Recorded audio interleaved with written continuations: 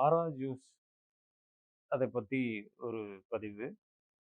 ஆரா சாறு. அதாவது இந்த ஆரா ஜூஸ் இந்த பேர் வைக்கிறதுக்கு என்னன்னா, ஏதேதோ பானங்கள குடிக்கிறோம். அதுக்கெல்லாம் எவ்வளவோ பெயர்கள் வைக்கப்பட்டு, அது உங்க மனசுல பதிவு செய்யப்படுது. அதுபோல இது ம் ஒரு அடிப்படையான உடலில் உள்ள இரத்தத்தை சுத்தப்படுத்தி,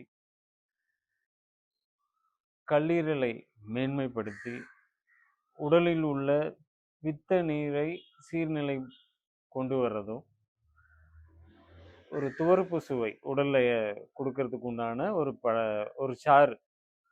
தமிழ்ல சொன்னா சாறு, இங்கிலீஷ்ல சொன்னா ஜூஸ் அப்படின்றது. இந்த ஆரா ஜூஸ் இதை எப்படி தயாரிக்கணும்? இதற்கு தேவையானது பொருட்கள். கருவேப்பிலை 1 கைப்பிடி,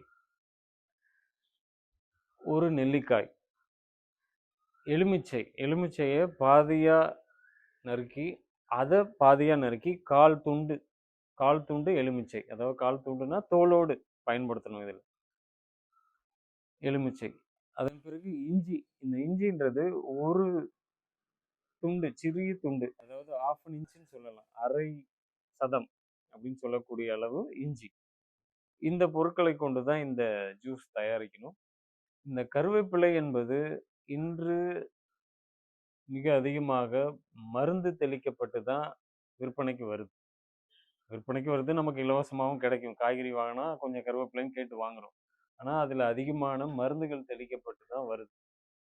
உங்க வீட்டிலேயே அந்த கருவேப்பிலை இருந்தா நேரடியா நீங்க பயன்படுத்தலாம். தண்ணீல கழுவிட்டு பயன்படுத்தலாம். நீங்க காய்கறி கடைகள்ல வாங்குனீங்கன்னா, அதை இரவே புளி ஒரு பாத்திரத்துல தண்ணி எடுத்து, அதுல நம்ம குழம்புக்கு பயன்படுத்துற புளிய கொஞ்சம் எடுத்து கரைச்சிருங்க. கரைச்சிட்டு, அந்த புளி தண்ணீல அந்த கருவேப்பிலைய முக்கி வச்சுருங்க. அதுல கொஞ்சம் மஞ்சத்தூள் வேணா போட்டுக்கலாம். போட்டு முக்கி வச்சுருங்க. காலையில எடுத்து பயன்படுத்துங்க. ஒரு 20 நிமிடம் அது மூழ்கி இருந்தா போதும். ஆனா, அது இரவே நீங்க வச்சுட்டு பண்ணீங்கனாலும், அதுல உள்ள அந்த மருந்துகள் நீங்கிடும். அதன் பிறகு பயன்படுத்துங்க. முதல்ல இதை அரைச்சு தான் பயன்படுத்தணும். இந்த கருவேப்பிலைய முழுமையா காம்பு இல்லாம உருவி, அதை மிக்ஸியில போட்டு ஒரு கைப்பிடி அளவு மிக்ஸியில போட்டுட்டு, அதன் பிறகு 1/4 துண்டு எலுமிச்சை தோலோடு அதுல போடணும். நெல்லிக்காய் அதை அறுத்து கொட்டைய நீக்கி அத போடணும். அதன் பிறகு நான் சொன்ன இஞ்சி, தோல் சீவிட்டு சிறு துண்டுகளாக நறுக்கி அதுவே சிறு துண்டு தான். அதை இன்னும் சிறு துண்டுகளாக நறுக்கி அதில போட்டு தண்ணீர் ஒரு 1 டம்ளரோ, 1 1/2 டம்ளரோ அதில ஊத்தி நல்லா அரைக்கணும். அரைச்சுட்டு அத வடிகட்டி நல்லா புழிஞ்சு வடிகட்டி எடுத்துக்கோங்க. எடுத்த பிறகு அதில நாட்டு சர்க்கரை, இல்ல வெல்லம், கருப்பட்டி உங்களுக்கு எதுவோ, இல்ல ஒரு சில நாட்கள்ல உப்பு போட்டும் எடுக்கலாம். நல்லா கலந்து அதிகாலை வெறும் வயித்துல முதல்ல எடுக்க வேண்டிய ஜூஸ் இது. அதாவது அதிகாலை நம்ம வாழ்வியல்ல சொல்லியிருக்கபடி அதிகாலை குளியல், கழிவு நீக்கம், நல்ல குளிர்ந்த நீரில் குளியல், இதெல்லாம் முடிச்சுட்டு உடற்பயிற்சி செய்றீங்க அப்படின்னா, உடற்பயிற்சியும் முடிச்சுட்டு ஒரு 15 நிமிடம் கழித்து, இது ஒரு குடும்ப பானமா குடும்பத்தில் உள்ள அனைவருமே காலையில இத முதல் ஜூஸா எடுத்துக்கோங்க. இந்த ஆரா ஜூஸ நீங்க எடுக்க உங்க உடல்ல ஏற்படக்கூடிய மாற்றங்கள் என்னென்ன அப்படின்னா, இத நம்ம பல வருடங்களா நம்ம ஆரா யோகா மைய கொள்கைகள்ல இத கடைப்பிடிக்க சொல்றோம். உணவு முறைகள்லயும், வாழ்வியல் முறைகள்லயும் இந்த ஜூஸ தொடர்ந்து எடுக்க சொல்றோம். தொடர்ந்துன்னா எவ்வளோ நாட்களுக்கு? குறைந்தது 21 நாட்களுக்கு. அதிகமாக 48 நாட்கள். 1 மண்டலம். அவ்வளோதான். அதன் பிறகு இத குறைக்கணும். வாரத்துல 1 நாளோ, இல்ல 2 நாட்களோ இந்த மாரி குறைச்சு எடுத்துக்கலாம். வாழ்நாள் முழுவதும் தொடர்ந்து எந்த பொருளையுமே எடுக்கக்கூடாது. இந்த ஜூஸ் எடுக்க உங்க உடல்ல இந்த ஃபேட்டி லிவர்ன்னு சொல்லக்கூடிய கல்லீரலோடைய கொழுப்பு படிமானங்கள் எல்லாம் நீங்கும். அதன் பிறகு ரத்தம் தூய்மை அடையும். உடம்புல உள்ள ரத்தத்துல அமிலத்தன்மை குறைந்து காரத்தன்மை மிகும். காரத்தன்மை மிகும்போது உடலில் உள்ள சீர்நிலைகேடு எல்லாம் உடலே சீர்நிலைப்படுத்தும்.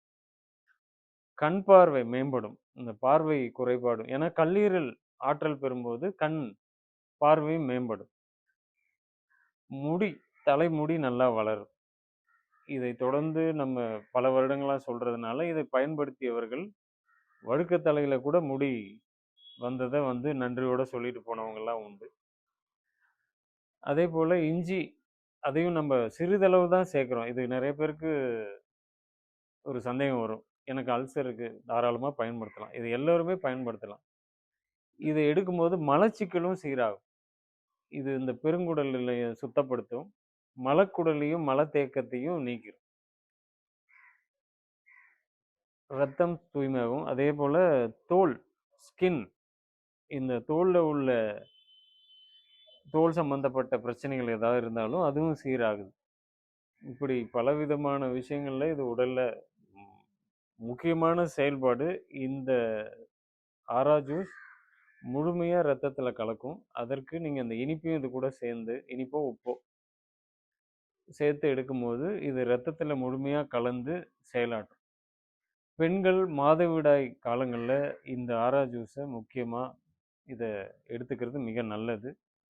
ஏன்னா கருவேப்பிலை பயன்படுத்துறது இதுல என்னன்னா, அந்த கருவேப்பிலையோடைய வார்த்தைய நீங்க பிரிச்சீங்கன்னா, கரு வெப்ப இலை. கருப்பையின் வெப்பத்தை தணிக்கும் இலை. இதை இந்த மாதவிடாய் நாட்கள்ல இருக்கக்கூடிய பெண்களுக்கு உடல் சூடு அதிகமா இருக்கும். அந்த சூட அனுமதிக்கணும். அதை தடுக்கக்கூடாது. அந்த சூட்டை தணிக்கணும். தணிப்பது என்பது வேறு, தடுத்தல் என்பது வேறு. தடுக்கக்கூடாது, தணிக்கணும்.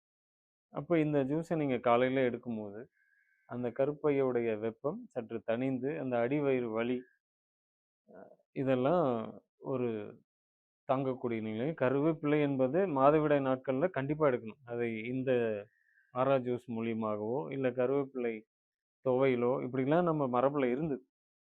அந்த நாட்கள்ல அத கண்டிப்பா எடுத்து பெண்கள் எடுத்துக்கணும் அது. இது இந்த ஆரா ஜூஸ இப்படி அதிகாலை முதல்ல காலை உணவுக்கு முன் இந்த ஆரா ஜூஸ் குடிச்சிட்டு ஒரு 1 மணி நேரம் கழிச்சு தான் நீங்க காலை சிற்றுண்டி, காலை உணவ நீங்க எடுக்கணும். இத இப்படி எடுத்து நீங்க உங்க குடும்ப பானமா இத பயன்படுத்திக்கலாம். எல்லாருமே சின்ன பிள்ளைகள்லேருந்து காலையில அவங்களுக்கு குடுத்தீங்கன்னா, இந்த மலத்தேக்கமும் உடம்புல இருக்காது. இத்தனை வகைகள்ல இது செயல்படுற இந்த ஆரா ஜூஸ் மிக சிறப்பானது. இது அனுபவமா நம்ம ஆரா யோகா மையத்தின் மூலியமா கடைபிடிக்கப்பட்டு, நெறைய பேர் இத பயன்படுத்தி, அதன் வர அனுபவ பதிவா தான் நான் இத பகிர்றேன்.